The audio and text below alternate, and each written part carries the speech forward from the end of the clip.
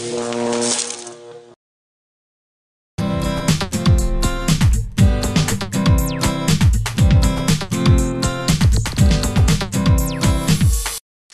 welcome to another edition of TalkinMK, and this week I'm joined by the lovely Navrita Atwal. Navrita, thanks for joining us. You're most welcome. Now, you're the director of the Milton Keynes Racial Equality Council. Tell me a bit about that role and what it involves. Well, I have been in post now for the last 7 years, although the organisation has been in existence for about 25 years. My role in Milton Keynes is to ensure that there is equality in the city, in service delivery, education, whatever, jobs, job opportunities. And if there is any kind of inequality anybody is suffering, then I would expect them to report it to the Racial Equality Council. Sounds like such a big responsibility. It's not like being the police, but it's like, if someone has something bad happen to them, they can come to you. Yes, they can come to us. Before we used to just deal with cases of racial discrimination. Now we're looking at the 6 strands of equality and diversity. We are looking at any form of hate crime. But we've also found that in the city more and more people are coming to us to report cases about inequality in employment. So we are working very closely with employers to ensure that they don't get caught out. Yeah, sometimes just having that little bit of awareness, little bit of training can take them a long way, because cases on ground of racial discrimination is costing the private sector, public sector, millions of pounds, and there is no ceiling on how much the judge can, the courts can kind of award individuals. So I think just kind of investing that small amount in training and your employees to start off with can be very, very beneficial and valuable to organisations. I think a lot of organisations now are sort of understanding the role you play more and more, especially as Milton Keynes grows and the percentage of ethnic minorities are increasing. You guys recently had a big ball celebrating diversity in Milton Keynes, and I must say quickly, thank you very much for acknowledging our contribution to that and giving us an award. It must be really nice to see the work that you're doing and how far you've come in the time you've been going. I think it is rewarding for us. The Diversity Ball gave us many messages. We learned quite a lot from that as well. We learned, yes, there is definitely diversity in Milton Keynes. Second, we learned, yes, people do want to engage. People do want to get together. And thirdly, we learned that there was no platform, a neutral platform, a common platform for people to come and enjoy and be together. So you could say the Diversity Ball was like a common place, a common platform, a common purpose, where people said, yes, we don't have to be great businesses to kind of go to a ball. We don't have to be in the hierarchy. We were trying to give messages, yes, don't matter who you are, where you are in the community, yes, you will go to the ball and you can go to the ball and you will integrate and it's beautiful, and people had a great time. Well, I certainly had a great time, and what was unusual about that event was that although people had their dicky bows and looked really smart, they were able to let their hair down. They were able to actually celebrate diversity. They were dancing at the end. They were having fun, which is a little bit different to those normally quite, if you like, stuffy events sometimes. You know what happened? Although there was a significant amount of planning that went into the ball, but at the end of the day, the ball took its own shape.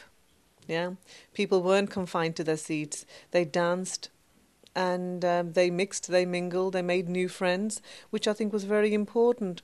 So yeah, I think with that respect, because there's no restrictions, people really had a great time.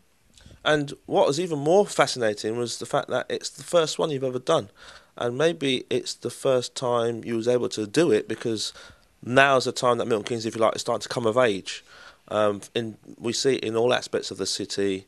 I think the football is one of those. Now the stadium's there to have an event of that size, and you even filled it. It was actually people couldn't get in. So it just goes to show that the next one, well, hopefully you will have a next one, and you'll keep having them, and they'll only get bigger as the city grows. Yes, I mean, the ball was sold out in like a matter of 2 weeks, and we had to turn away 300 people, and who were really very angry that they had been turned away. But no, this was a very, very adventurous project for us, and I'm glad we had the support of the private, the public sector, and Milton Keynes College sponsored the awards. We had NHS Primary Care Trust that sponsored the awards. We had the Thames Valley Police on board. We had various parish councils on board. So I think it was absolutely fantastic. But I think what the ball showed was what partnership can do. Partnership works in wonderful ways. Yeah, everybody kind of got together. Everybody knew what they were doing on the night because it was everyone's event. Didn't just belong to one organisation. The ball belonged to the community. It belonged to the partners. It was a joint event. So I think you could say that, to sum that bit up, I could say that was partnership in action on the night. As the city grows, I ask most people this question. The next 20, 30 years is going to be significant in the growth of Milton Keynes. How do you see that from your standpoint, especially from the minorities' viewpoint? Diversity is good, and it's here to stay. We're living in a global village, and there's diversity everywhere. I mean, we can't take ourselves back to 50, 60, 70, 80 years ago when there was no diversity.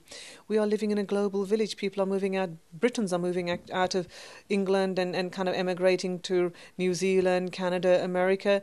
So same thing is happening here. So I think diversity is good because it brings in a lot of talent from various places.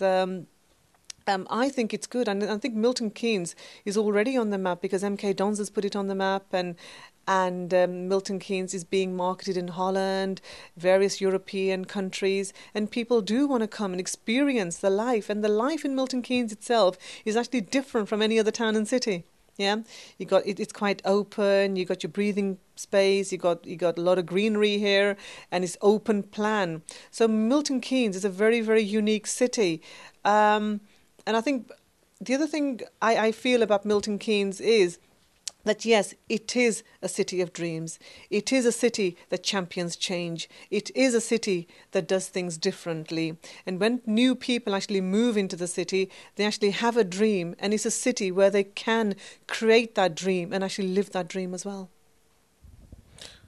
And obviously, the work you're doing is helping people to achieve those dreams. I think, like you said, the partners working together are helping the community, which are made of individual people, to live those dreams. And I'm certainly one of those people, I think, that you're talking about. The